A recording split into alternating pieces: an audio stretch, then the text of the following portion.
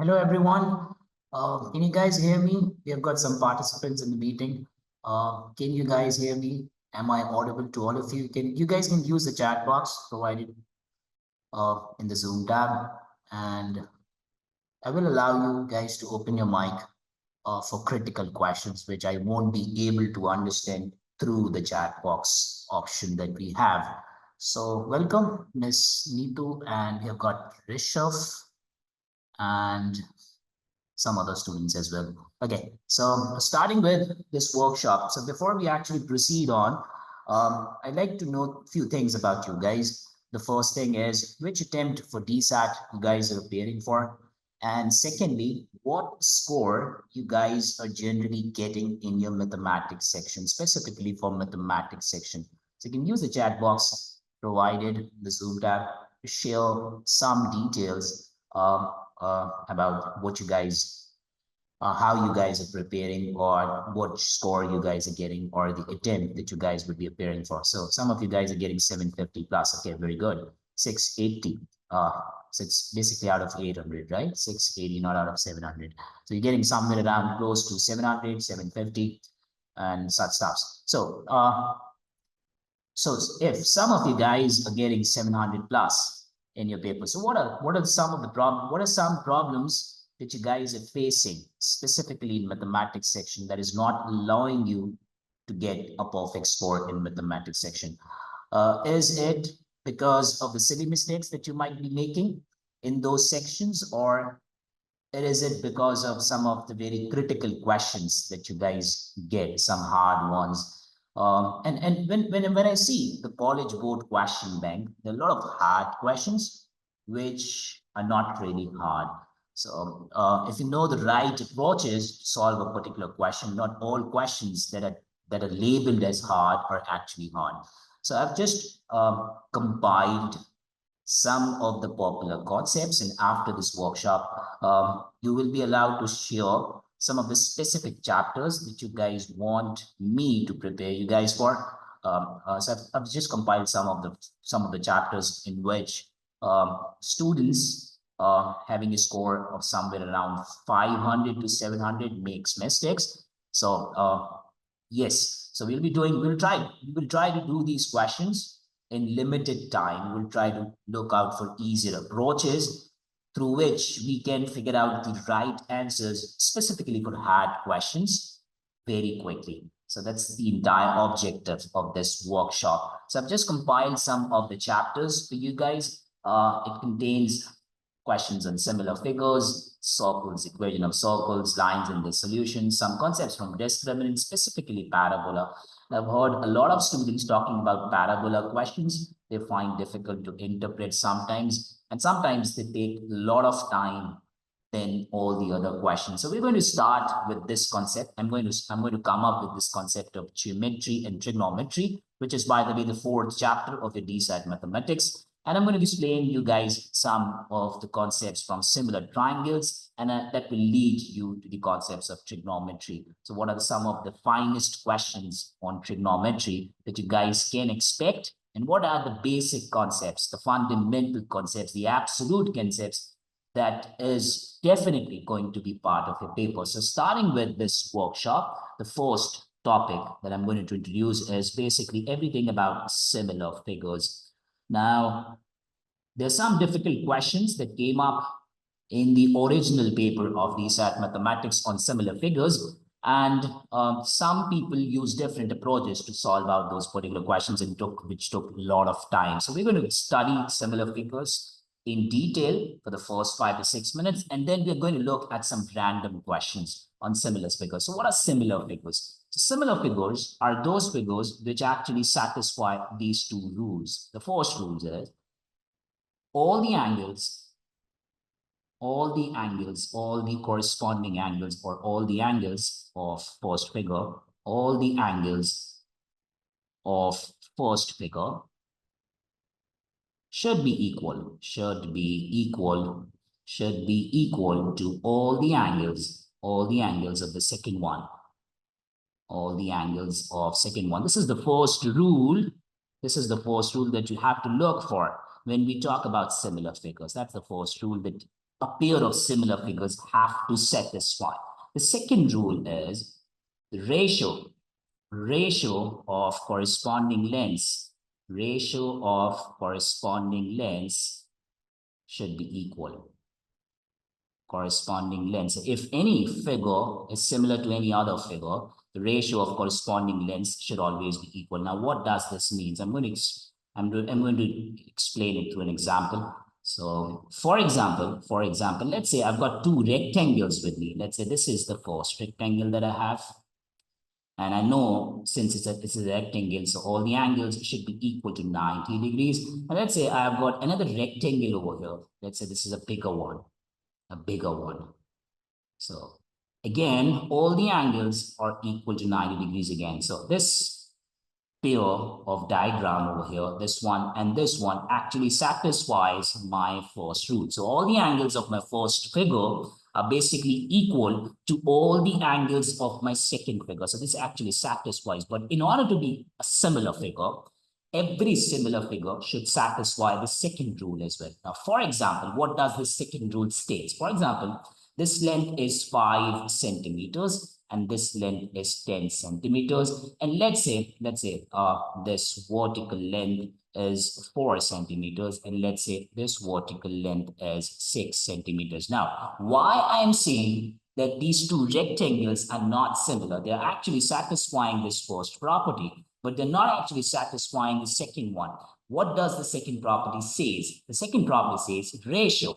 It does not say that the corresponding lengths should be equal, but specifically it uses the word the ratio of corresponding lengths should be equal. So for example, if you see that this is 5 and the corresponding length over here is 10, so it's basically twice of the number 5. But if you compare this ratio with this length, with this vertical length that you have, I don't think so it is getting twice over here. So the twice of the number 4 is always 8, it's not 6. Which is why these two figures are not similar. Now, in order to be these figures similar figures, this length should have been equal to 8. So, for example, if this is given to me as 8 centimeters, I would have said that both of these two rectangles are similar. Now, the important point is, mainly your examiner gives questions not always on similar figures, but most of the questions are on similar triangles, through which it leads you to the concept of trigonometry, which is all about angles of triangles. So specifically, it mostly gives you questions on similar triangles, right? So similar triangles does not have to satisfy both of these rules. In order to figure out if a particular triangle is similar to another triangle, you just have to check for any one of these two rules. For example, let's say you have this triangle over here. Let's say this is 30 degrees, and let's say this is 100 degrees, and let's say this is 50 degrees. And for example, let's say this is 30 degrees, and let's say this is 100 degrees, and let's say this is 50 degrees. So I can see all the angles of my first triangle are equal to all the angles of my second triangle. So I'm not going to check, when I'm dealing with triangles, I'm not going to check these triangles with the second property, which is all about ratio of corresponding lengths. They would be definitely similar. That's the plus point. That's the plus point you have with triangles. And you can only apply these rules with triangles, not for any other shapes. That's the plus point that we have for triangles. Now, for example, let's say this is 100, this is 30, this is 50. And for example, the angles are given to you in both the two triangles. In that case, you're going to check the similarity using the first rule. But if angles are not given to you, but instead side lengths are given to you, in that case, you're going to check for similarity amongst two triangles using this second point. So the plus point with triangles is you're going to check the similarity in triangles using either rule. If any one of the rules satisfies, in that case, those two triangles would be similar. You don't have to check with both of the two rules for triangles. So check for any one rule when only for triangles. So this is only for triangles. So out of the two rules that I've quoted at the top, you're going to check just for any one rule. Do not check for the second one. So the two rules, one talks about angles and the other one talks about corresponding sides. So that's the plus point. That's the benefit that we have with triangles. Now let's move on to some questions, some basic questions on similar triangles first before we actually move on to some of the advanced concepts of similar figures. So for example, let's say this is a question over here. So the best strategy of tackling all these questions, for example, this one, so I'm going to start with this one. This is the first question that I have in the handout. Now it says, the question itself says, you don't have to prove anything over here. The question itself says, triangle XYZ is similar to triangle RST. Now, for some questions, it does gives you this information over here. Expect your examiner not to give this information to you. So I'm ignoring this information because in the harder questions, considering this is also a harder question, but do not expect your examiner to give this information to you because this is AI generated information. They develop these questions using AI. So normally AI sometimes try to express things in detail. But for example, if the examiner really wants to test you, it might omit this information. So do not expect your examiner to give this information to you when talking about such questions. When the examiner itself says, this is not said by me, the examiner is saying that these two triangles are similar, which means angle X would be equal to angle R. The first letter should be equal to the first letter of the second triangle. The second letter of the first triangle should be equal to the second letter of the second triangle. The third letter of the first triangle should be equal to the third letter of the second triangle. Now, this is by fact. Question tells you that measure of angle Z is 20. And angle Z is, by the way, the third vertex over here. And the third vertex over here is basically angle T. It's basically wanting you to calculate this particular measure of angle T, which would be equal to angle Z provided in the question, because these are two similar triangles. I don't have to prove that these are similar triangles. It was already given to me by the examiner. So what I'm trying to say over here, angle X is equal to angle R. Angle Y should be equal to angle S. And angle Z should definitely be equal to angle T. So if angle Z is 20 degrees, it also means that angle T should also be 20 degrees. That is how we try to approach these types of questions. Are we good with this one? Pran and Ashar and Rahim and some others, Neetu, Rishaf. Sorry for the wrong pronunciation. Are we good? With this particular concept, the first one, then we're going to move on to the next one. And we've got some other students as well just joined. You guys can use the chat box. Thank you. Thank you for responding. Thank you for responding, everyone. Okay, now moving on. Let's see this question. Before I actually move on to some of the bigger concepts of similar figures. And at least those concepts were given to you by the examiner in the heading of similar triangles. But I'm not going to do those concepts rigorously. I'm going to develop a shorter approach to do all those questions. Now, it's healthier to draw the diagrams when you have a saturated question. This is a saturated question. It has a lot of information, so you won't be able to process all these informations until and unless you have not jotted down all these informations in pictorial form or in a diagrammatic form. So what I'm going to do, I'm going to draw a triangle RST, specifically making sure that I put T on the 90-degree spot, because this is given to me by the examiner. So this is a general 90-degree triangle. That is how a 90-degree triangle normally looks like.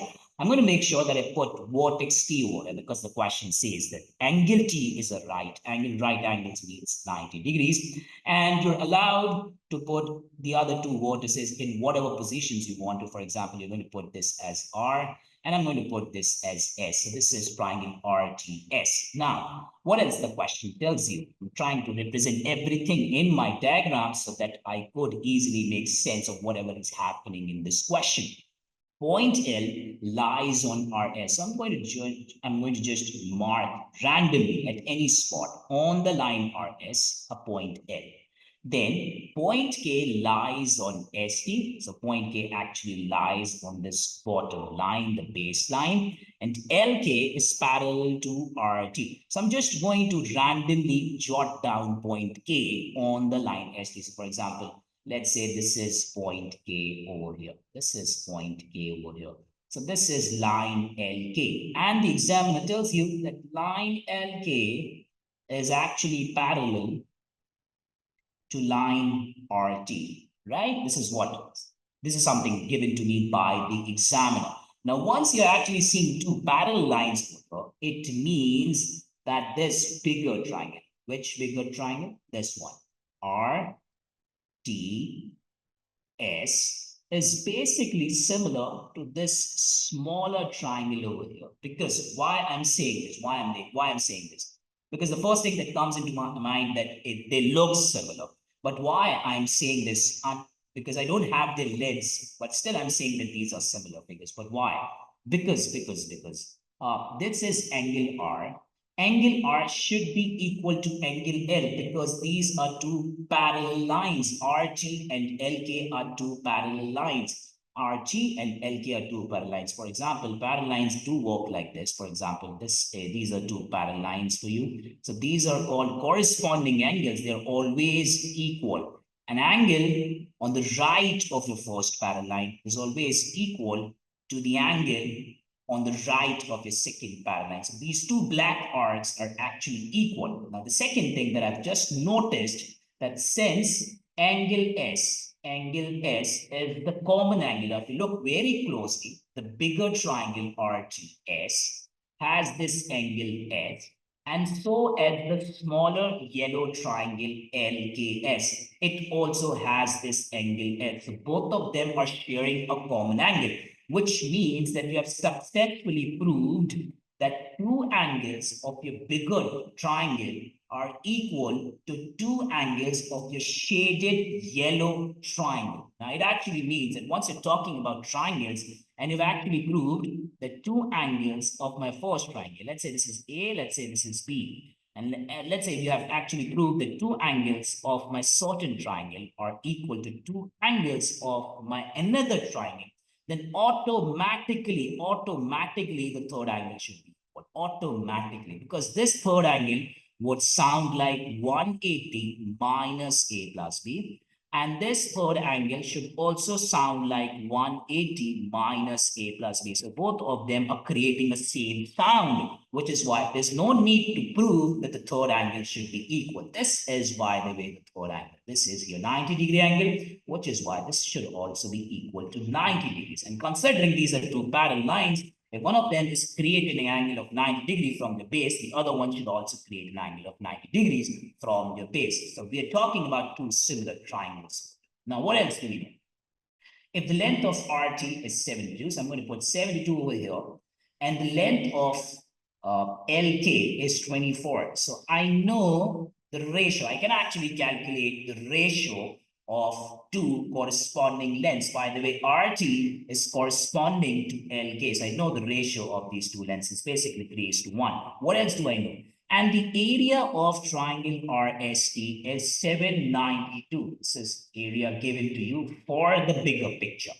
The bigger picture, RTS. This bigger blue triangle has an area of 792. And the area formula for any triangle is always half times base. My base would be TH times height. My height, therefore, would be RT, which is given to me as 72. So I'm going to put 72 over here.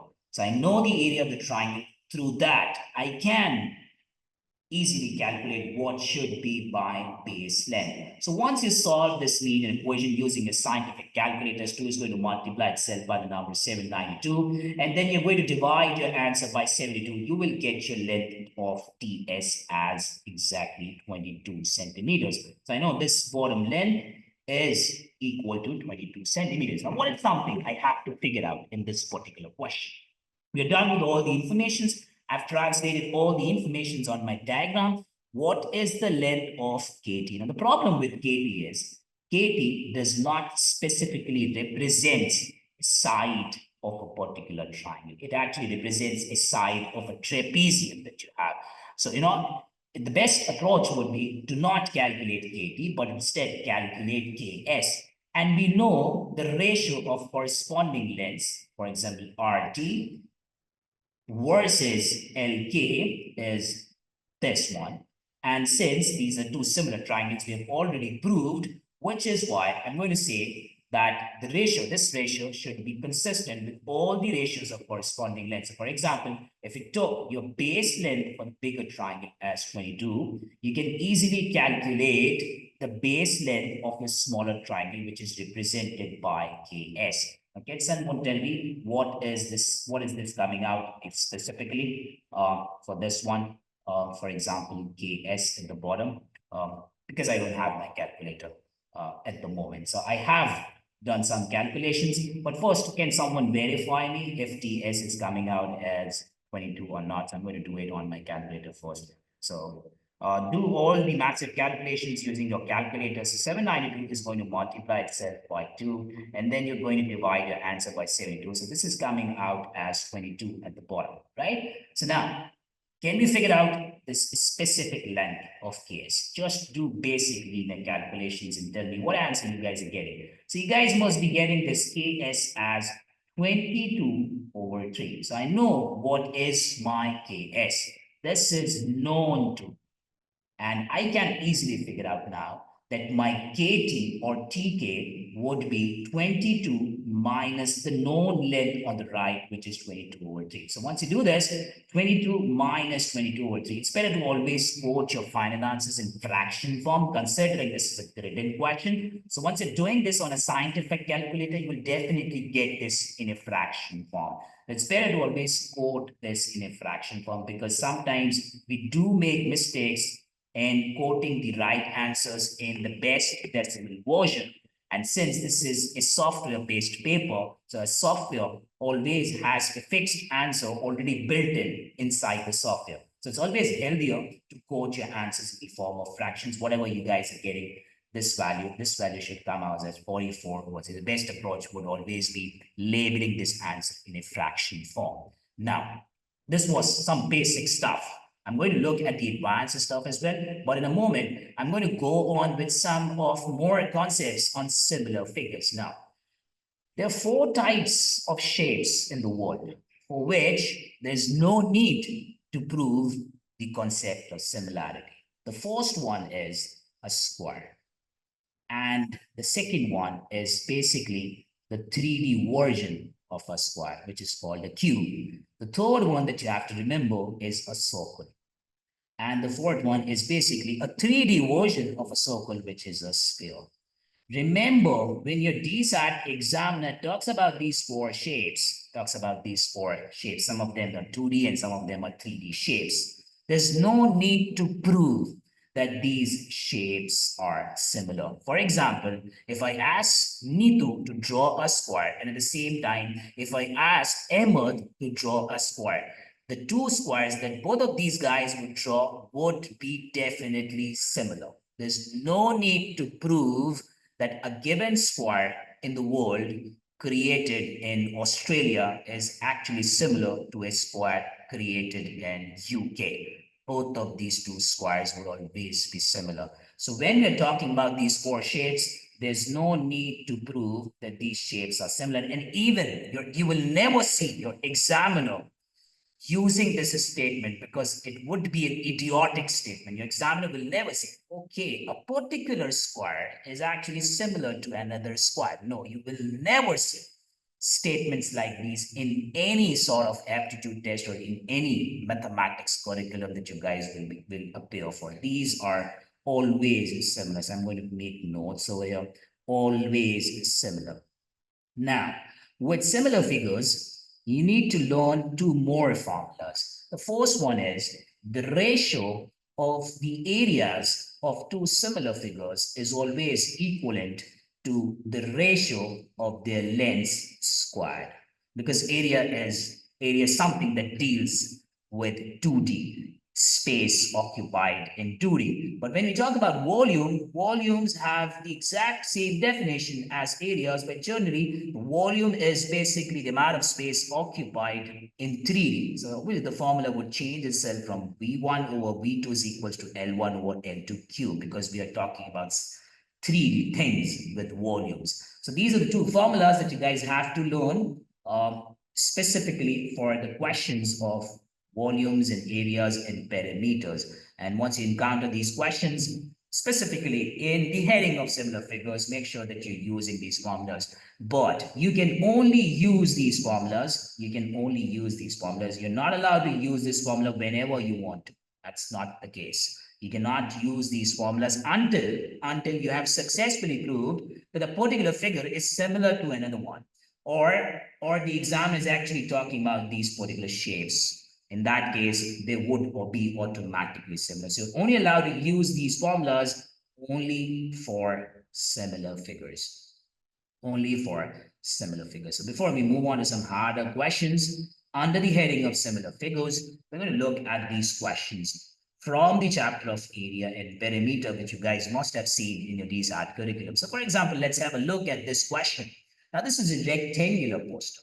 This is not a squared poster, right? So I'm not assuming that these are two similar rectangles over here. So a rectangular poster has an area of 360. A copy of the poster is made in which the length and width of the original poster are each increased by 20%. So for example, this original poster has a length of L and a width of W. The copy of this poster has a length of, because you're increasing the length by 20%, it would have a length of 1.2 L and it would have a width of 1.2 W. Now, if you try to calculate the ratio of corresponding sides over here, for example, if you try to calculate the ratio of L with 1.2 L, and in the other scenario, if you try to calculate the ratio of W with 1.2 W, you will get the same answer, right? Both of them are going to cancel out, leaving you with a constant value of 1 over 1.2, which means that they are actually verifying the second property as well,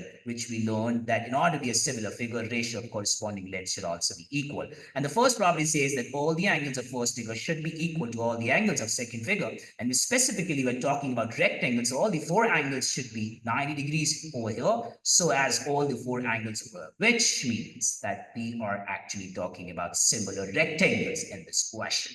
Now, which formula we can use over here? So for example, the rectangular poster has an area of 360 and I need to calculate the area of the copy of this poster.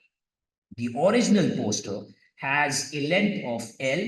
The copy has a length of 1.2 L. So what's the ratio of these two corresponding signs? This is the ratio. This is something that I've already calculated. 1 over 1.2 and putting a square on the top. Now, this is a simple linear equation, which I think that all of you guys can really solve. 360 divided by A2 is equals to 1 square is always 1, 1.2 square is always 1.44. And now you're going to multiply, you will do cross multiplication stuff. You will get your A2 as 360 times the number 1.44. Can someone figure this out? Since I don't have a calculator, it should be coming out as somewhere around 518.4, because this is what mentioned over here, right? So you can just cross-check using a scientific calculators. Can anyone verify this 360 times 1.44? What is 360 times 1.44? It is coming out as 518.4. Thank you, Ahmed.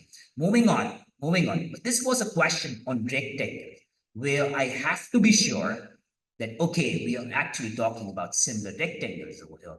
But for instance, if I talk about this question, this is a circle, right? This is a circle. Circle A has a radius, circle B has a radius. And the question wants you to figure out that how many times area of circle B is greater than the area of circle A. So basically wants you to figure out the ratio of the areas. For example, area of circle B divided by area of circle A would be equivalent to the ratio of their corresponding lengths squared. Now, area of circle B, since I've kept circle B in my numerators, I have to make sure that I keep one of the lengths of my circle B in my numerator, that is 129n. And since I've kept area of circle A in my denominators, I have to make sure the corresponding length of circle A should be in my denominator. So you have to be consistent on both sides of this equals to. So once you simplify this, n and n are definitely going to cancel out. This is just to confuse you. It does not make really any sense. And you don't have to figure this out as well. So 129 over 3 would leave you with 43. And if you simplify this one, you will get this as 1,849 with nothing at the bottom, which actually means that you will have a 1. Now, this says that if area of circle A is 1, then in that case, area of circle B should be 1,849 times of that number 1, which actually means that area of circle B is 1,849 times the area of circle A. Are we good till here, everyone? 𝗂𝐴, Pran, Neetu, Ashar, Rishabh, and others as well. So we could actually move on to some other concepts. Thank you, Neetu.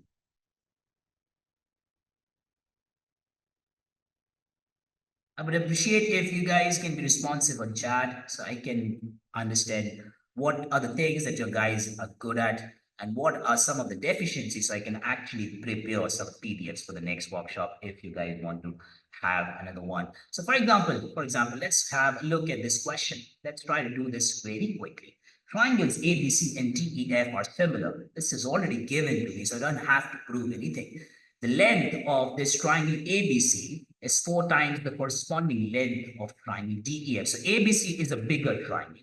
The ratio of the lengths is 4:1. ABC is a bigger triangle. So these are the ratio of the lengths. And if you square these ratios, you will get the ratio of the areas. So for example, the ratio of the areas will be, what's the square of the number 4? It's 16. What's the square of the number 1? It's always 1. So the ratio of the areas would be 16:1, which actually means that the bigger triangle, which is triangle ABC, should have an area 16 times the area of your smaller triangle, which is your DEF. So I know what is ABC. I know ABC's area. The bigger triangle has an area of 270. And I need to figure out the area of this smaller triangle DEF. A simple thing that I'm going to do, I'm going to divide 270 by the number 16. And I can simply figure out. If I type this on my scientific calculator, the best part about scientific calculators, they're going to simplify your fraction value automatically. You don't have to simplify yourself. So this would come out as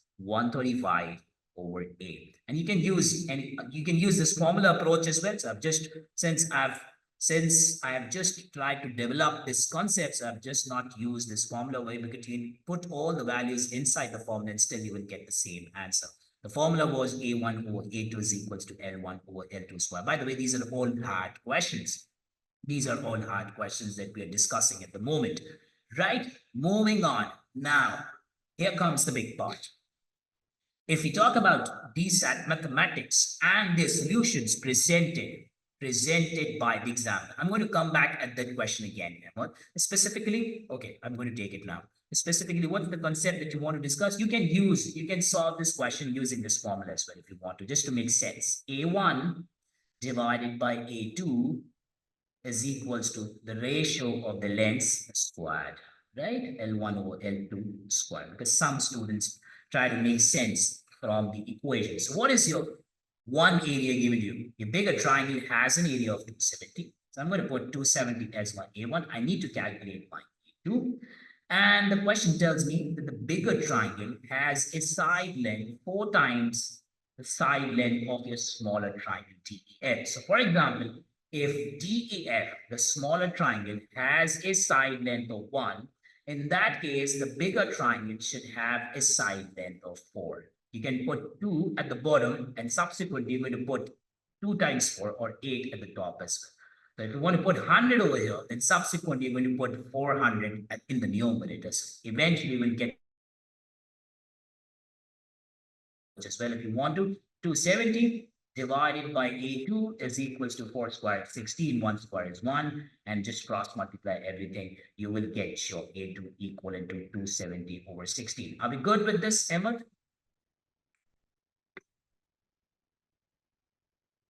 So we can move on. Okay. Now, I need to discuss the approach of tackling this question because your DSAT examiner came up with a very heavy approach of solving this question out, and I really did not like it because there is an easy approach to solve all these questions, and you have to get yourself familiar with these type of questions. For example, this one, and there's one at the bottom as well, this one. So I'm going to discuss both of these two popular hard questions. Now, what approach comes into your mind to solve this question out? If anyone could briefly explain, what is the approach that you're going to take in order to figure out the right solution for this one? So how are you going to tackle? How are you going to tackle? How are you going to figure out the length of NQ? Anything, just simple hint that you like to come up with, so I can understand what concept you guys are using to figure out the length of NQ over here. Then I'm going to come up with my point. So Pythagoras trigonometry, Pythagoras, you think Pythagoras, you're going to calculate this length using Pythagoras theorem, right? This will tell you can actually calculate this length because it's always beneficial to calculate basic things first. Now, for example, if examiner gives you one angle 100 degrees and one angle 50 degrees, so before proceeding with the rest of the question, it's healthier to calculate the basic things first. So for example, if you can calculate this third angle at the bottom, you should calculate, because you never know, you might need this angle at the later part of the question. So you're saying HFE find angle M using 10 M is equals to 4 over 3. Yes, that makes sense. Perfect. And what else you're going to, what else you're going to, what else, if anything, that comes into your mind? Yes, this is something that can be calculated to Pythagoras. You know, by the way, these are some of the most popular Pythagorean triplets, 3, 4, 5. Let me tell you one more important thing.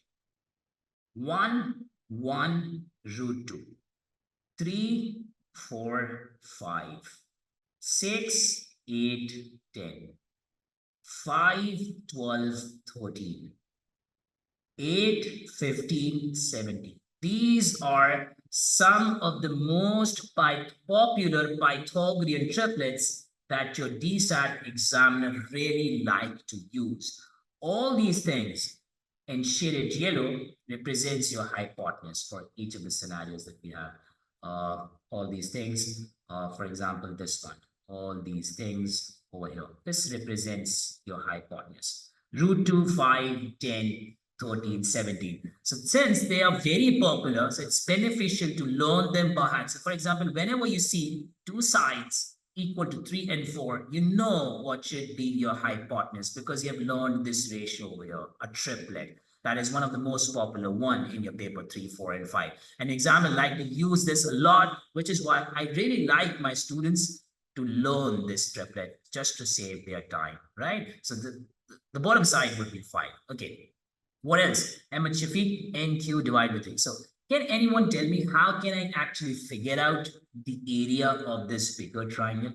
For example, if I talk about this bigger triangle, N, M, P. By the way, MP is your hypotenuse. This is your hypotenuse. Anything right in front of a 90-degree angle is always your hypotenuse. So these are the legs of the triangle. These are the legs of the triangle. So area of any right triangle is always the product of the legs divided by 2, or base times height divided by 2. So this should be your base and this should be your height. So the area of this triangle of this bigger picture should be 3 times 4 divided by 2. What if I come up with any other approach to calculate the area of this particular triangle? So for example, I can take this as my base as well if I want to. I can take this bottom side as my base. But if I take this bottom side as my base, then correspondingly anything perpendicular to this bottom side or to this green side should be your height, which is, by the way, NQ. So NQ should be automatically your height divided by 2. Since I've calculated area in both the scenarios of the same figure, which is why I've kept this is equals to at the center. Now can we simply find out what should be your NQ? This is one simple step, very simple step that you can actually do to figure out what should be your value of NQ. So NQ should come out as 3 times 4, 12 divided by 5, or specifically 2.4. So I've not used trigonometric stuff in this particular question. Getting my point? Ahmed Shafiq specifically, and some others as well. Ahmed, just Ahmed, and Rishaf, and who else? Who else? Pran, Sahasra, Sarvindra. So I've used a completely different approach to tackle the right answer for this one. Now, moving on, we're going to look at one popular question, which is why one of the most popular questions, very popular question, which your 𝐷SAT examiner has introduced. And some of the YouTubers came up with this statistics. I don't know how original those stats were, that 99% of the students were not able to figure out the right answer for this one. So can you guys give it a try? Can you guys give it a try for this one?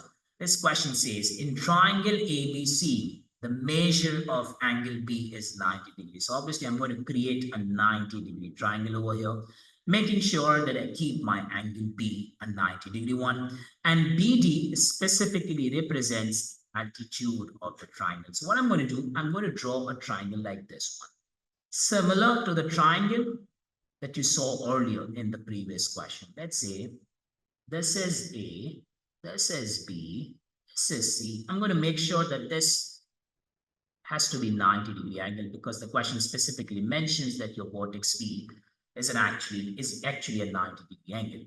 The question also specifies that you have to drop an altitude from B, the starting letter is B. So this is your starting letter, and you have to drop an altitude. Altitude means dropping a perpendicular right from the top at the bottom. So this, the point at which it meets your base, this is your BT, and altitude or height always means creating an angle of 90 degrees from your base. Now, what else do we know? The length of AB is 15. What else do we know? The length of AC is 23 greater than the length of AB. Now this AC is actually 23 units greater than the number 15. Now what is 23 greater than the number 15? It's actually 38. Now, can I use the same approach which I used earlier? So for example, if I try to figure out the area of this bigger triangle, A, B, and C, since this should be my hypotenuse, then this should be my base and height. The tick mark side should be my base and height. So my area should be 15 times BC divided by 2 is equal to, now let's use another approach to figure out the area of the same green triangle. So for example, if I take this bottom side as my base, side AC, because I know this side, I know this is equal to 38. So if I keep this as 38, then correspondingly, my height should be this one, because BD is actually creating a 90-degree angle with the side AC, which is why this should be my height. If I take AC as my base, then my height should be BD over here divided by 2. Now, can you guys figure out the ratio of these two things, BC over BD? So I've actually involved these two side lengths in my calculation, BC and BD, so I can actually figure out my answer using in the form of BC divided by BD. 2 and 2 are going to cancel out.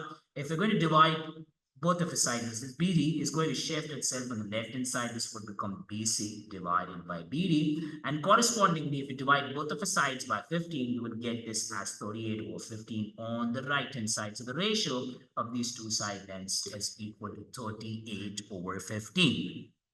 Are we good? Has anyone done this question before? This is a specific question before, because this is one of the most popular questions that you would see in the chapter of geometry and trigonometry. Anyone who would have possibly done this question, have seen this question before? Or this is the first time you're actually seeing this one. It would be great if some of you guys can be responsive on chat box. It would allow me to understand what things you guys have done earlier. So you need to practice all those hard questions first thing. If you need to get a good score in your actual paper, do practice out all the hard questions first. Considering if you're appearing for August attempt, do look to have a look at all the hard questions, because you will be expecting some 7 to 8 very hard questions in your module 2 in case if you have corrected more than 19 questions in your module 1 out of 22 questions that you will be getting in 35 minutes. So if you have corrected 19 questions or more than 19 questions in module 1, you will be getting at least 7 to 8 hard questions in your module 2.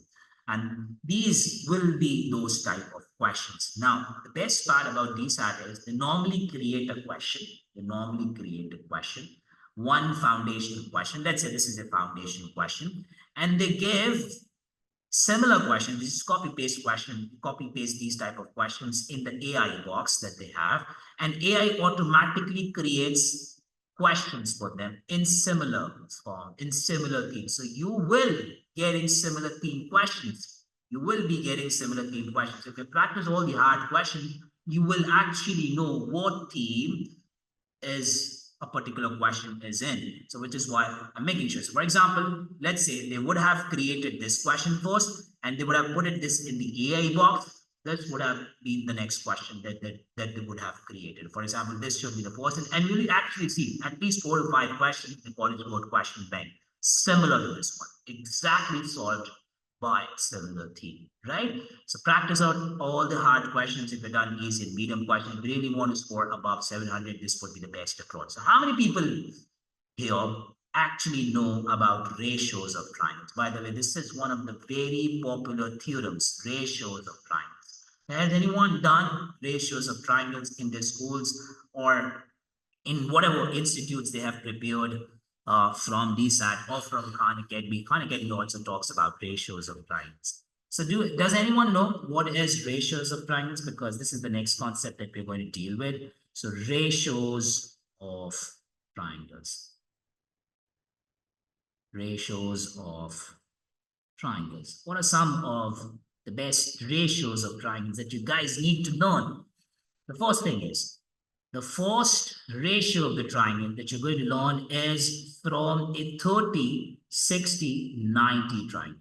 A 30, 60, 90 triangle. Now, for example, when you know the side length opposite to 30 degree, then always remember the side length opposite to 60 degree would be times √3 the side length opposite to 30 degrees. What I'm trying to say over here, for example, if you know what is opposite to 30 degree, if you know your side length opposite to 30 degree, and through that you want to figure out the side opposite to 60 degree, then remember in that case you're going to multiply by √3. The first one. The second one is, if you know what is opposite to 30 degrees and through that you want to figure out what should be opposite to 90 degrees, in that case you're going to multiply your 30-degree side by 2. So for example, if I know that this 30-degree side length is x, then what I'm trying to say, this 90-degree side length must be twice of the number x or 2x. Let's just do it differently. For example, let's say I have a triangle over here. And let's say this is 30 degrees, this is 90 degrees, and this is 60 degrees. And luckily, you know what is opposite to 30 degrees. Let's say this is 7 centimeters. And what I'm trying to say over here, for example, if you want to figure out what should be opposite to 90 degrees, just see this chart. While moving from 30 to 90, you're going to multiply your length by 2. So 7 times 2, this should come out as 14. And for example, if you want to figure out what should be opposite to 60 degrees, then in that case, you're going to multiply. It means that you're traveling from 30 to 60 degrees. In that case, you're going to multiply your value or length by √3. So 7 needs to multiply itself by √3. So this would come out as 7√3. So these are the first two ratios that you have to learn. While moving from 30 to 60, multiplied by √3. While moving from 30 to 90, multiplied by 2. The final ratio that you guys have to learn is while moving from 45 degrees to 90 degrees. By moving from 45 degrees to 90 degrees, you're going to multiply your length by under √2. That's how you're going to do it. So these are essentially the 3 ratios that all of you guys must learn. It's important. Yes. The alternate approach is using trigonometry and calculators and putting the angles, but trust me, it will definitely save your time and it will develop a solid interpretation inside your heads of all these types of triangles. So for example, this question says that there is an isosceles right triangle. Remember, whenever your examiner talks about an isosceles right triangle, since it is a right triangle, it should have one angle equal to 90 degrees. The second thing is, the other two angles should always be equal. They should always be equal to 45 degrees each. They should always be equal to 45 degrees each. Now, for example, let's say this 90-degree side is given to you as 58 because the examiner tells you that this is 58, your hypotenuse is equal to 58. Then let me tell you one interesting thing. It actually means you know what is opposite to 90 and you're looking to figure out what should be opposite to 45. So it's actually moving from 90 to 45, not from 45 to 90. You're actually moving from 90 to 45. So if you're moving from 45 to 90, you're going to multiply your side by √2. But if you're moving the opposite direction, obviously you're going to do the opposite thing. You're going to divide your answer by √2. You're going to divide your side length by √2, which means if I know that this is 58, then this should be 58 divided by √2 because I know what is opposite to 90 and I need to figure out what should be opposite to 45. It means that I'm moving from 90 to 45, not from 45 to 90. And if this is 58 over √2, then this should also be 58 over √2 because we're explicitly talking about an isosceles right triangle which should have two lengths equal to each other. Now, I know all these three lengths without using trigonometric stuff. I haven't used trigonometry in this question. What is the perimeter? The only thing that you have to do is that you have to just write down these numbers in your scientific calculator. Your calculator will automatically simplify things for you and it will automatically give you your final answer in radical form. Do not worry about this fact. Your Casio calculators or whatever calculators you guys are using, just type 58 over √2 plus 58 over √2 plus 58 and automatically they will give you your right value as 58 plus 58 under √2. Are we good with this concept?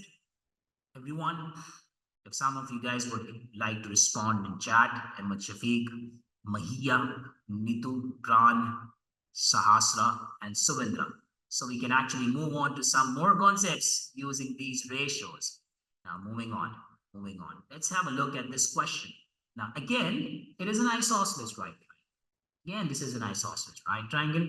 Has a perimeter. The perimeter this time is given to you. Now, when we talk about isosceles right triangle, remember, you will not be provided angles because all the isosceles right triangles have got fixed angles. One of them is 90. All the other twos are always 45. So it will never give you the angles when it uses the word isosceles right triangle or when it uses the word equilateral triangle. For equilateral triangles, it will not tell you that all the angles should be equal to 60 degrees. Now, for example, if this is x, then this should also be x. Then this should be x times √2 because if I know that 45-degree side length is x, then 90-degree side length would be times √2 of that number, which leaves me with a perimeter of x plus x, 2x plus x √2, x plus x, 2x plus x √2. So this is my perimeter and my examiner's perimeter is equal to 94 plus 94 under √2. Now, a lot of students made this mistake.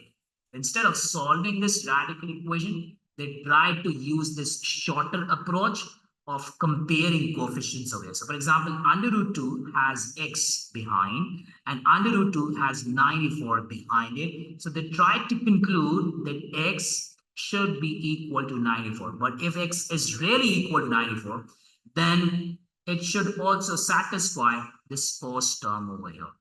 2x, if I see that 2x is equals to 94, if I try to compare these as well, then it means 2x should be equal to 94. And from here, I will get my value of x as 47. So I'm getting two inconsistent values of x, which means that I'm not allowed to use this approach to figure out the value of x over s. I cannot do comparisons over. That's the mistake that a lot of students made in this particular question. What you're going to do, you're going to make sure that somehow you make your variable x the subject of the formula. Somehow you try to isolate your variable x.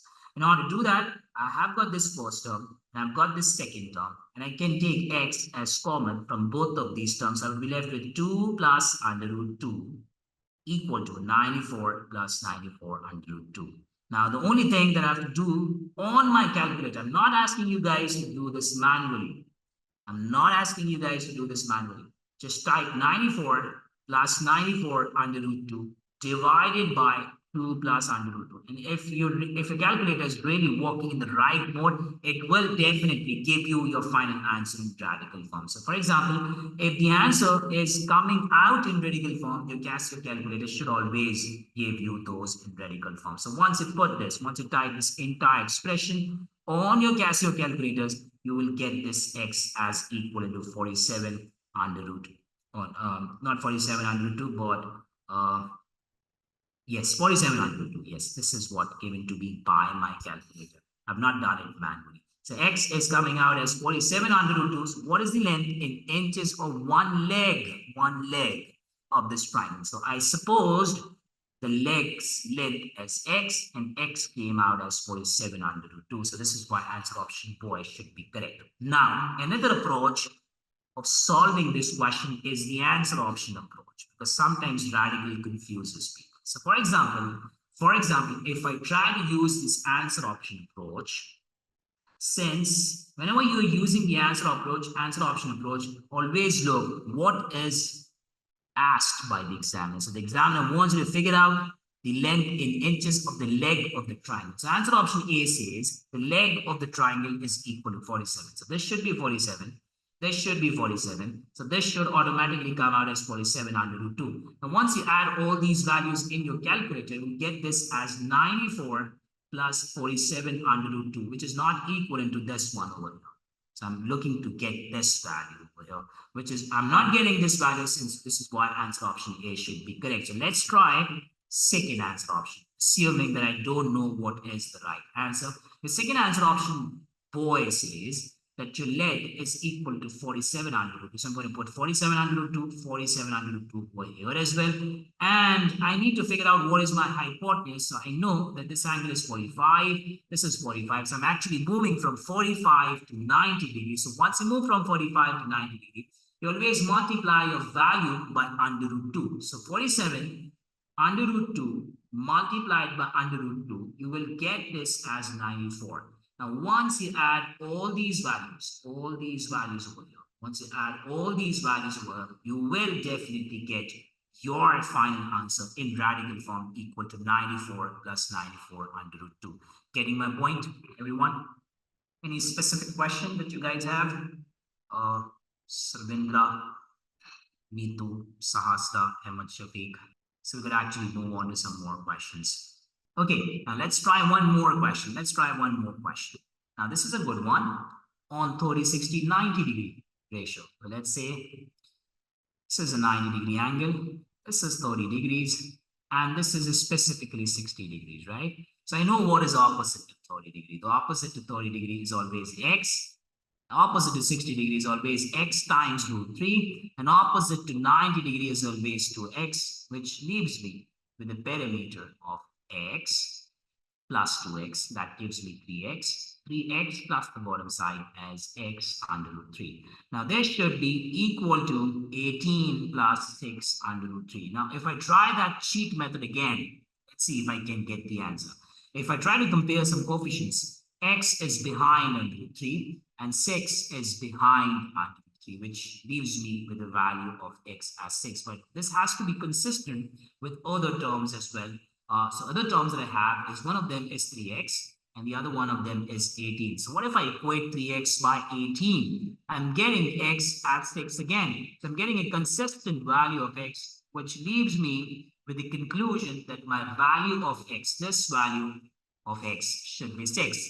And since I have to calculate the length of the biggest side, which should always be my hypotenuse, because hypotenuse is always the biggest side. So I need to figure out the value of 2x, and I know x is 6. The 2x should be 2 times 6, mentioned as follows as your right answer. Are we good with ratios of triangles? Are we good? Did you guys study this before, or this is the first time that you guys are studying ratios of triangles? Or you guys have done before, this concept before? Because I've used this concept a lot of times and it helps me find my answers very quickly. Okay, so make sure that you apply and practice these ratios of triangles and all the other questions that you could see. So I've not used trigonometric formulas up till now, but I'm going to explain you some of the more complex trigonometric formulas in the moment. So let's move on with concepts of trigonometry. What you guys really need to understand with trigonometry, and what are some of the formulas that you have to learn? What are some of the techniques that you have to learn when you're dealing with trigonometry? So, for example, what is trigonometry? Trigonometry is always about measurements of triangles. So, for example, this is a 90 degree. By the way, you will always be applying trigonometric stuff on a 90-degree triangle. Outside a 90-degree triangle, that is something not part of your course, specifically mentioned in your college board question bank. So you will always be having 90-degree triangles in which you might have to use the concepts of trigonometry. So, for example, let's say this is theta. The first thing that you guys have to understand is, if I'm talking from the perspective of this theta over here, anything opposite to this theta should be my opposite side. Anything opposite to 90 degrees should always be my hypotenuse. And the third side left would be called as adjacent. Some people like to use perpendicular and base stuff as well. That's also fine if you have learned those terminologies, but that's the first thing. The second thing is that you guys have to learn is the basic ratio. Sine theta is always equal to opposite over hypotenuse. These are the basic ratios, and I'm sure all of you must have learned these. Cos theta is always adjacent over hypotenuse, but there's some tricks and techniques that I want to share with you guys. And tan theta is always equal to opposite over adjacent. Now, what are some of the other things that you have to learn when it comes to trigonometry? Now, for example, the examiner will try to confuse you by asking you these type of questions. Sine of 90 minus theta. So we call these complementary angles ratios. So what are complementary angles ratios that you have to learn? Sine 90 minus theta. Remember, if anyone tries to confuse you by asking what should be the value of sine 90 minus theta, in that case, you're going to quote him the value of cos theta. And if anyone tries to confuse you by asking the value of cos 90 minus theta, then in that case, you're going to tell him the value of sine theta. And the third one is, if anyone tries to confuse you by asking you the value of tangent of 90 minus theta, then in that case, I'm going to quote him the value of 1 over tan theta. This is a simple thing that you have to learn. And the interpretation of these formulas is, if you guys can check it and just verify it through your calculators, what I'm trying to show you guys. So for example, if you type sine 30 in your calculator, you will get a particular value. Now, what is the remaining angle of 30 degree from a total of 90? The remaining angle of 30 degree from a total of 90 degree is 60 degrees. So once you type sine 30 degrees and cos 60 degrees, you will definitely get a same value. You can check it through your calculators. Sine 30 is always equal to cos 60. For example, if I put cos 10 degrees over here, then what is the remaining or the complementary angle of 10 degrees? Complementary angles, by the way, means remaining from 90. So what is the remaining angle from a total of 90 degrees? It's always 80 degrees. And if you put a sine over here, you will get the same value. Cos 10 degrees is always equal to sine 8. I don't have a calculator, but I do know that this should always be equal.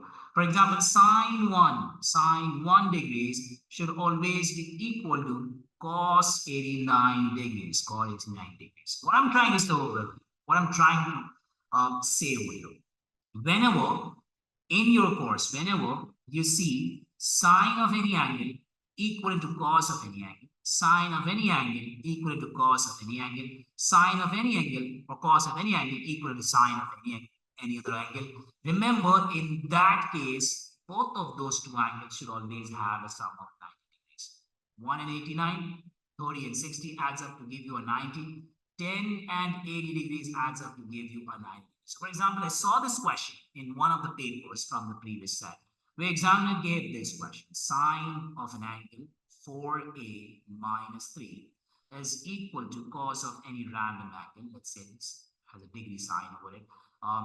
2a plus 7 degrees. Now, for example, whenever you are actually seeing sine of an angle equal to cos of an angle, remember the sum of these two angles, 4a minus 3 and 2a plus 7 should always be 90 degrees. There's no doubt about it.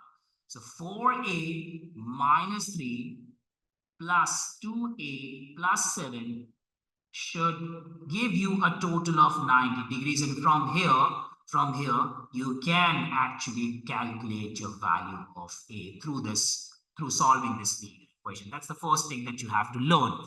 The second thing that you have to be very careful with, for example, whenever we're talking about right triangles, remember this important thing. This is 90 degrees. If someone labels this as theta, the remaining angle, this angle would always be called as 90 minus theta. Keep this in your mind. You can always, for example, let's say this is a right triangle. Let's say this is a right triangle. Let's say this is a 90 degree angle. So let's say this is 90 degree. And someone says that this is A, and this angle over here should be called as 90 minus A, or remaining from a total of 90 degrees. And that's the first thing that you have to learn whenever you're dealing with trigonometric stuff. Now, moving on to the basic stuff first, moving on to the basic questions of trigonometry before we actually apply whatever we have learned from the advanced concepts of trigonometry. Now, for example, let's say RS given to you, ST given to you, TR is given to you, and the question says that this is a right triangle. So I'm going to draw a random triangle, but I do know that this is a right triangle because it is explicitly mentioned by the examiner, R, S, and T. Now I'm going to jot down all the lengths for 40, and ST is given to me as 384, and TR is given to me as 584. Now the question, the examiner does not tell me, it has not mentioned that which one of these three angles should be equal to 90 degrees. Considering this is a right triangle, but which one of these three angles should be equal to 90 degrees? Can anyone tell me which one of these three angles should be equal to 90 degrees? What's the general rule of figuring out the 90 degree spot in a given right triangle? What is one thing that you guys can do in order to figure out a 90 degree spot once you're dealing with a right triangle? Can anyone tell me? So I've got three legs, but I don't know which of these vertices represent my 90 degree angle over here. Should it be T? Should it be R? Should it be S? What thing comes in your mind? Anything that comes into your mind, just let me know in the chat box. Why? So I'm asking why. What's the main reason? So Mahia is saying that this should be a 90 degree angle. She's absolutely correct, but why this should be a 90 degree angle? What's the reason? How did you conclude it? That this should be opposite to the largest side. Perfect, bingo. Opposite to the largest side. By the way, this is the largest side over here. So anything opposite to my largest side would be a 90 degree spot, right? Because hypotenuse is always the biggest side in any given right triangle, and anything opposite to your hypotenuse should always be a 90 degree angle. So I know which one of these three angles is a 90 degree spot. Now, here's this one interesting thing. The question tells you that these two triangles are similar, which means R, angle R, should be equal to angle U, Angle S at the center spot should be equal to angle V. Angle D at the third spot should be equal to angle W. Right? Forget this information. Do not expect the examiner to give you this information. What is the value of 10W? Now, the problem is I don't want to play with this angle because I've not drawn triangle UEW. I've actually drawn triangle RTS.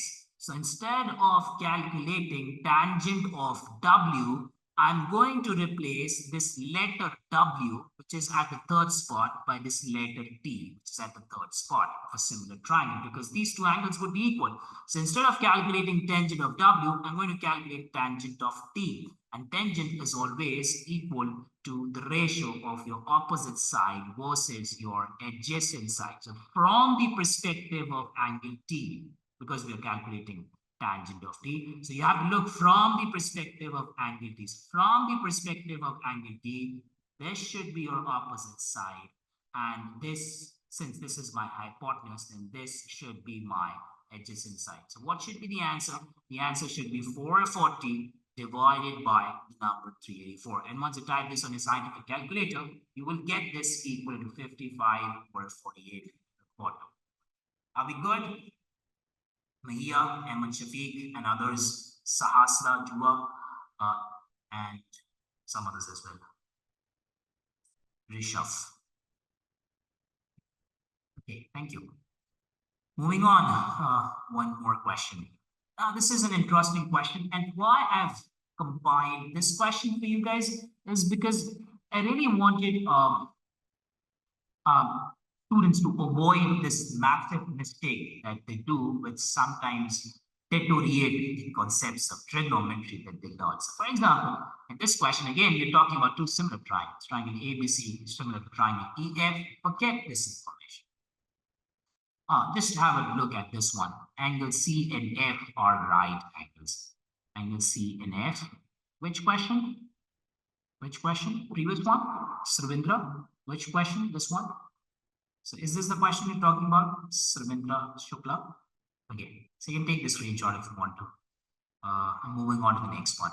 So now, triangle ABC is similar to triangle DEF, and you know angle C and F are right triangles. So obviously, if angle C is a right angle, then since F is at the third spot, it should also be equal to 90 degrees. So I'm going to create triangle ABC over here, making sure that I put C at a 90 degree spot. I can switch A and B, but I'm not allowed to play with vertex C. It should be at a 90 degree spot. Now, one very big mistake that students do, and still they get the same answer because the questions are not developed in a way, but when examiners do knows, but if examiners sometimes figure out that, yes, a lot of students are making this conceptual mistake, it might try to confuse you with some harder level questions. Now, this says the tangent of A from the perspective of angle A. You know, this should be your opposite side and this should be your adjacent side. A lot of students make this mistake of writing or labeling their opposite side as 21 and their adjacent side as 20. You're not allowed to do that. Just keep this in your mind. You're not allowed to do that. You're going to write this down as 21 times some constant and 20 times some constant, because this does not represent the actual lengths of your opposite and adjacent side. This is very much the ratio of your opposite side and adjacent side. Your opposite side could actually be 42, and against that, your adjacent side could be 40. So this should also give you the ratio of 21 over 20. So a lot of students make this mistake.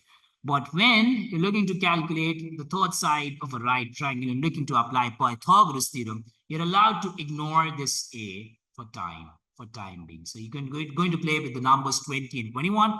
Ignore the letter A just to apply Pythagoras theorem in an easier way. So 20 square plus 21 square inside a square root, you will get this length equal to 29 in your calculator. But again, I'm going to put an A over because I ignored A while applying Pythagoras theorem, but then I have to put it back.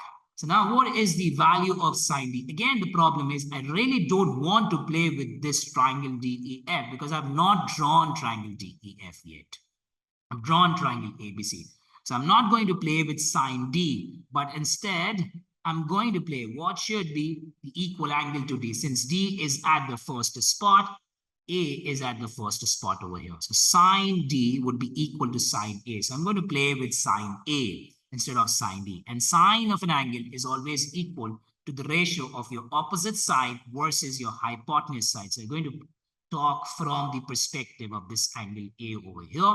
Your opposite side is 21A and your hypotenuse side is 29A. A and A are going to cancel each other, so you'll be left with 21 over 29 as the final answer. That is how I would like to do this question. Now, want to do more questions, specifically in trigonometry.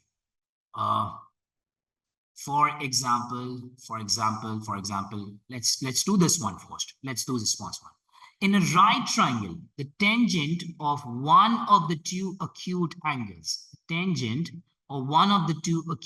For example, the question is talking about, let's say, this angle. For example, the question is talking about this tan theta is equal to under root 3 over 3. What is the tangent of the other acute angle? So the question, your examiner wants you to figure out the tangent of the second acute angle. By the way, if this is theta, then this should be labeled as 90 minus theta. So the examiner really wants you to figure out the value of tangent 90 minus theta. And we do know that tangent 90 minus theta is always equivalent to 1 over tan theta, the ratio of complementary angles. And we actually know what is our tan theta equal to. Tan theta is equal to under root 3 over 3. So I've not used my calculator yet. Any fraction divided by 1 would simply reciprocate itself. So you need to know the basic math just to speed up the process and not typing this on a scientific calculator. So anything divided by 1 actually reciprocates itself. So 1 divided by under root 3 over 3, this would give you 3 over under root 3 as your final answer mentioned in answer option dog. Again, a hard question, literally done under 1 minute. But since I'm explaining, it might take me 1 minute, but let's say if I know the concept pretty well, I can actually do this question inside 20 seconds because this is literally simple stuff regarding ratio of complementary angles. One very popular question that a lot of students were not able to solve was this one. A very good question, and you're going to expect a similar question to this one. For example, in this question, in triangle RST above, point W, which is not shown to you, lies on side RT. So I'm going to randomly jot a point W over here. So the question tells you, what is the value of cos RSW? What is RSW? This is R, this is S, and this is W. So this is RSW. I'm going to draw a triangle over here, RSW. And the question wants you to apply cos on the central vertex, which is angle S.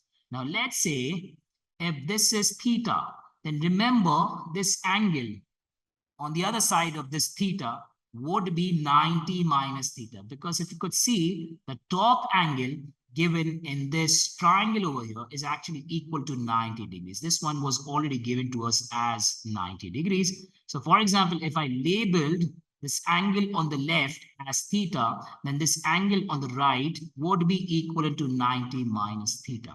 Now, what if I try to translate whatever is being asked in the question? The question wants you to figure out cos RSW, cos theta minus sine. Now look very carefully. This is WST, which is this angle over here. WST is which angle? This is W, this is S, and this is T. And the central letter is S. It's basically talking about this angle over here, which is actually 90 minus theta. So I'm going to type 90 minus theta over here. And what is 90 minus theta literally equal to? Cos theta minus sine 90 minus theta is always equal to cos theta. So whenever examiner tries to confuse you by asking what is sine 90 minus theta, it is always equal to cos theta. So once you type cos theta over here, you're going to definitely cancel out both of these two terms and you will get a 0 value over here. That's why it was one of the toughest questions I've seen on trigonometric ratio of complementary angles. Are we good with this one? Did anyone saw this question earlier? because this is not from the actual DSAT. This came up in the previous SAT. This came up in the previous set, but you can expect a similar question in your actual paper to be held on 24th of August. Are we good? Can we move on? I've got one more question on trigonometry, a very good one. A very good one. This was the top one, I think. Okay, this one. Let's see how do I like to do these questions. I normally don't calculate my angles once I'm dealing with trigonometry because I'm very good with ratios. You need to be good with ratios. I normally don't do trigonometric inverses and calculate angles because all angles always comes in irregular decimal values. They always give you irrational values. That is why I don't like to calculate angles. I normally do it without actually calculating my angles. So now, in this question, tangent of B, the ratio of tangent of B is equal to 3/4. So now this is your opposite side, and this is your adjacent side. So what if I try to write, since if I'm talking from the perspective of angle B, so this should be my opposite side. I'm going to write 3A over here, and I'm going to write 4A over here instead of just 4. And since, if you remember the Pythagorean triplets that I told you guys, 1, 1, root 2, 3, 4, 5, 5, 12, 13, some popular Pythagorean triplets at the top that I told you guys. These 1, 3, 4, 5. Again, you see a similar Pythagorean triplet appearing in one of the questions of DSAT. So it allows you to speed up this process because these are very frequently used Pythagorean triplets. And this should be 5A. This should be 5A. But the problem is, the examiner tells me that BC, this BC, is not 5A, but it is actually 15, which means that 5A is actually equal to 15, which means A is actually 3. Now, if A is 3, and if you put 3 over here, this should come out as 9. And if A is 3, and if you put 3 over here, this side should come out as 4 times 3 as 12. And you know what is your DA? DA is actually 4 at the bottom, which means that since the top side, the vertical side is 12, the bottom side is 4, you can actually find out what should be your BD. This should be 12 minus 4 as 8 centimeters. Now, again, I'm using the same ratio again.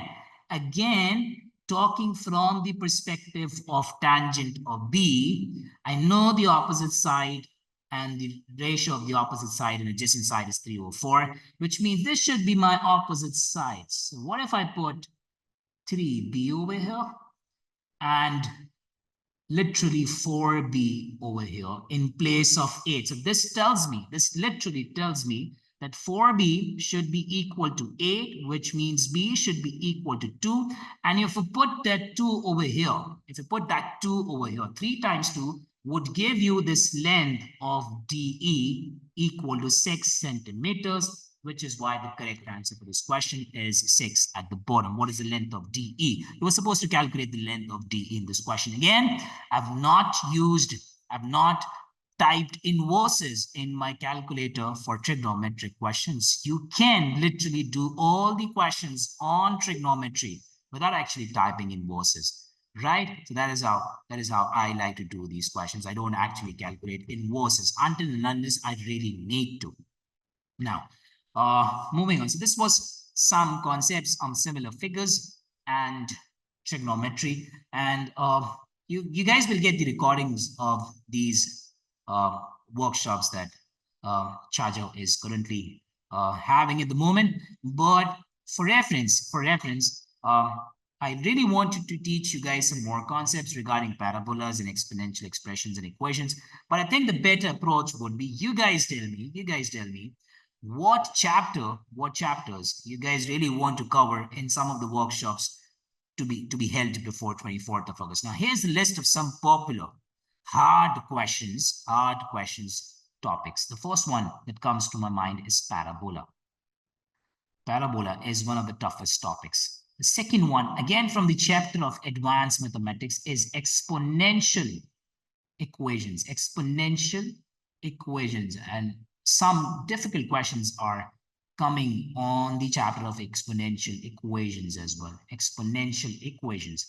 The other chapter is some people take too much time in solving out questions on equations of circles. Equation of circles. This is one important topic as well, because you will actually see one question on standard equation of the circle and one question on general equation of the circle. That's an absolute thing. You will definitely see one on each type of equation of circles. The other concept that comes to my mind is interpretational questions. This is again a genuine topic from where hard questions comes. Interpretational questions of not specific questions of basic, mean, and median mode, but interpretational questions of mean, median, and modes. Followed by two major concepts, range and standard deviations. I'm not talking about basic mean, median, mode questions. We just have to calculate simple mean, medians, and modes. I'm actually talking about interpretational questions of mean, median, mode, where the examiner tries to change one value and it asks you to figure out what should happen to your mean, or what should happen to your median, and what should happen to your mode, or which one of the two models have a higher deviation. There are some specific questions on comparison of standard deviations as well. So standard deviation is an important concept. And then there's some questions which is not in very high frequency, but statistical claims is one important topic as well. But you will not see more questions in statistical claims in your DSAT. So I'm expecting just one question or not a single question on statistical claims in your paper. So this is also a very good topic, statistical claims, where you generally do your research on a small sample and you apply conclusions from that sample into your actual population. So this is a theoretical chapter, the only chapter which is not numerical based, which have minimum numericals, and a theoretical chapter where we have to learn some certain theories to figure out the right answers in a given scenario. What else comes to my mind? So statistical claims is one of them. Trigonometry, I've already discussed. Similar figures is something that you should perfect before actually sitting for your final paper, because even if you see your college code question bank, once you search out for similar figures in trigonometric questions and you choose easy and medium tabs, you will get a total of 11 questions. But once you add hard questions into it, you will get a total of 54 questions, which is why I'm saying that there will be higher proportion of hard questions, specifically from this chapter of similar triangles and trigonometric ratios. Moving on, some of the popular concepts is saturating data questions. Saturating data questions, where a lot of data is provided to you.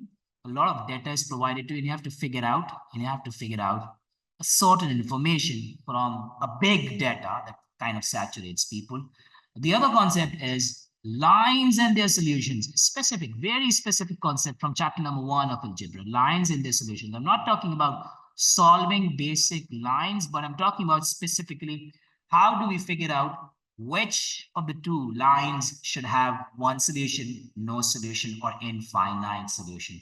Secondly, parabola versus line. Parabola versus line is an important concept. Parabola versus line, specifically known by the name of discriminant. I'm hoping every one of you have studied this concept of discriminant. This is another important concept that you guys have to learn. Parabola versus line and discriminant. So these are some of the concepts. I really want you guys to make sure that you have completely prepared these concepts before actually sitting for the August 24th attempt, right? So if any one of you guys really want me to have a workshop specifically on these concepts, do let me know, and I will compile all the questions, especially in the WhatsApp group that we have, because I won't be able to save my chat on the Zoom chat tab that we have. So you can just chip in with your proposed chapter on the WhatsApp groups that we have. And then from there, I will extract a particular chapter, or maybe all the chapters that you would have listed, and we will have a possible workshop of those chapters free of cost, hopefully, specifically before the August 24th attempt. Are we good? Ahmed, Mahia, Sahasra, Sarvendra. By the way, from which country you guys are? Sahasra and Sarvendra. Are you from Pakistan? Or from outside Pakistan? By the way, DSAT mathematics is a lot easier, than DSAT English. So English is one thing where it is very difficult to score big. But if you're getting 700 plus in basically all the papers that you have given so far, and you're getting 700 plus consistent scores, it means that you're good enough to score that particular score. But you really have to prepare very in great depth for, especially for module 2. So do try out all the hard questions available or published by some of the most popular publishers like Princeton and Barron and McGraw's. I personally believe that Khan Academy questions are a lot easier. They don't have a good bank of harder questions which would come in your module number 2, which is why I'm recommending some other publishers as well, like Princeton and McGraw. And they've got some hard questions bank at Chaajao application as well. So specifically, you can practice stuff from there as well. So Miss Sahasra, you're from India, but living in US. Okay. So did you prepared for your SAT mathematics and English from a particular institute, or you prepared it privately from yourself by reading books, or you used Khan Academy? So how did you actually prepare for your SAT? And Ahmed Rafiq, from where you are? You from Pakistan? Yes, you will have. You can have another workshop. You can tag Sir Talal on the WhatsApp group that you have, and he might come up with another workshop for English reading and all that stuff that you guys study in English. By the way, it's a difficult course. English is a lot difficult, at least thrice difficult than mathematics section. Okay, you use Khan Academy. A lot of people in US use Khan Academy.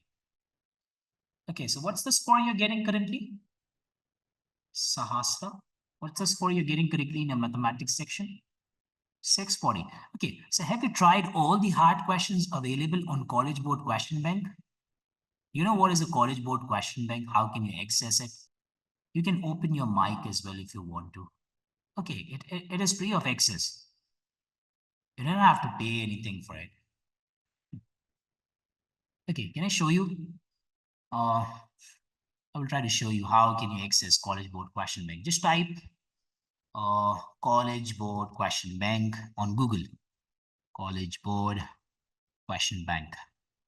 That is what I'm doing at the moment. And you will see these questions. The first tab that you could see over here, SAT Suit Question Bank. Just open this tab.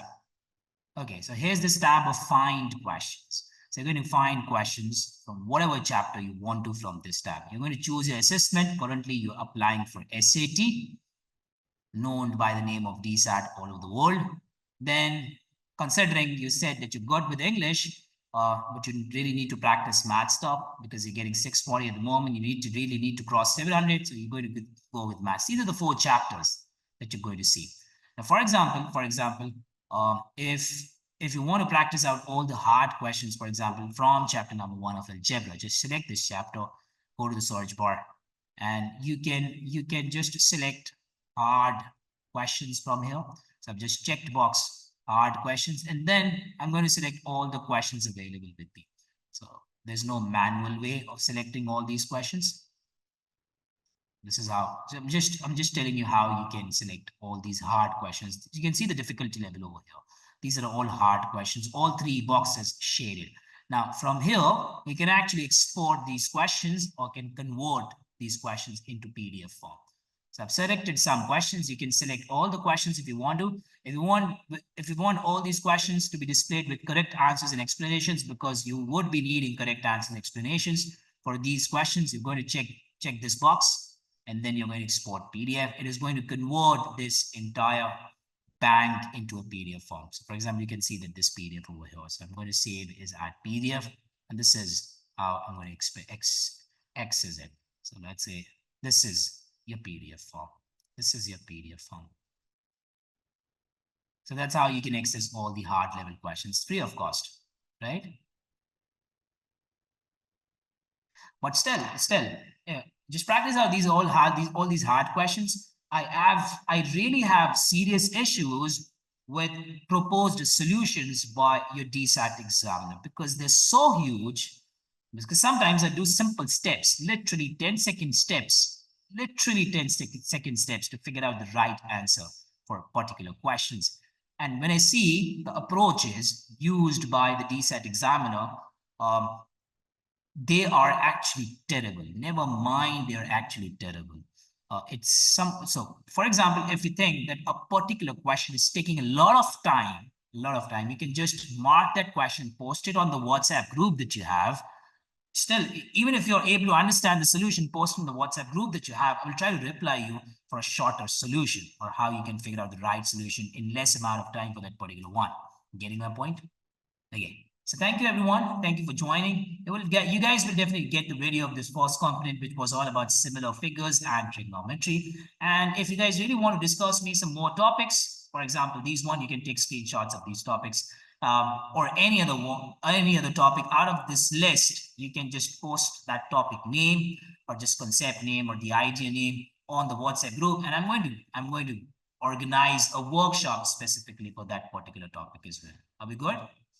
𝗂𝐶𝘄𝐵. Thank you for joining. Thank you, everyone.